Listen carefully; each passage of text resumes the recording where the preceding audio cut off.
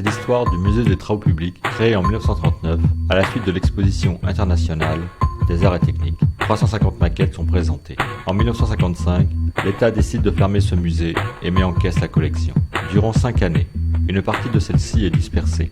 Les maquettes des phares et balises, celles du musée de la SNCF ou encore celles de la RATP sont reprises.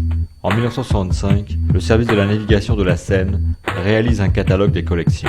En 1986, la Caisse nationale des monuments historiques réalise une exposition, un canal, des canaux, à la conciergerie. En 1989, l'Association pour le sauvetage du patrimoine du musée des travaux publics sauve 190 maquettes et 2 années plus tard, elle organise un colloque intitulé « Quel avenir pour le musée des travaux publics ?»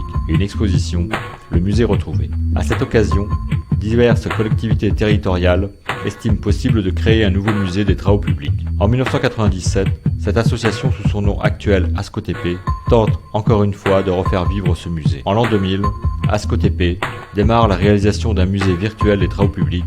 En 1998, le ministère de l'Équipement reprend en direct la gestion de la collection. En 2001, l'État confie la gestion de la collection à Voies navigables de France. Très vite est prise la décision de rendre à nouveau visibles les pièces de la collection dans le réseau des musées de France. Un nouveau musée naît grâce à cette mise en réseau des collections. Ce colloque permet de rendre compte de cette histoire.